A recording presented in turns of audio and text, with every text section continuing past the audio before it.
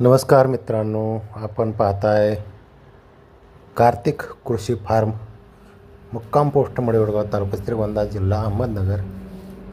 तर मित्रांनो, आपला पोल्ट्री फार्म तर आहेच, पण त्याचबरोबर आपला कार्तिक कृषी फार्म पण आहे। तर आपली ही तैवान पिंगची लागवड आहे, पेरूची 20 गुंठ्याची, म्हणजेच अर्धा एकर। आणि त्याला पेरू यायला चालू झाले सुरुवात। आणि त्याच्यामध्ये पेरूमध्ये एक आंतरपीक म्हणून आपण गावरान कांद्याची लागवड केलेली आहे मित्रांनो। कारण अजून पेरू यायला टाईम आहे, फॉर्म आपण घालायचं काम चालू आहे सध्या। पण एक 10, 15, 20 किलो असे पेरू एक 4 दिवसांनी 5 दिवसाच्या अंतरावर निघतात।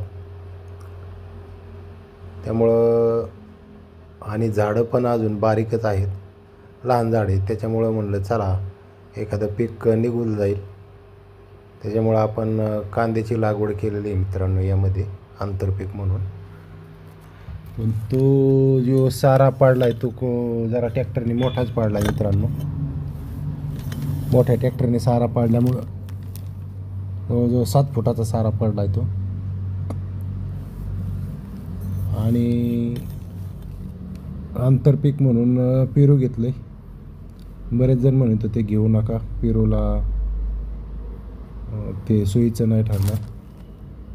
पण काय हरकत नाही मित्रांनो, माणूस 40 गुंठ्यात 4 पिकं घेतं एका टायमाला। आपण पेरूमध्ये कांदा लागवड केली तर काय पेरूला काय होते, उलट चांगलंच आहे। खतं जाते, पाणी जाते आणि सगळंच व्यवस्थित होते। तर आज 15 दिवस झाले मित्रांनो कांदा लावून, आणि हे दुसरं पाणी आपलं कांद्याला। आपण कोरडीला कांदा लावला होता, दुसरं पाणी। आणि 4 वाफे लावलेत आपण, वर 3 आणि खालच्या साईडला 4 वाफे लावलेत कांद्याचे।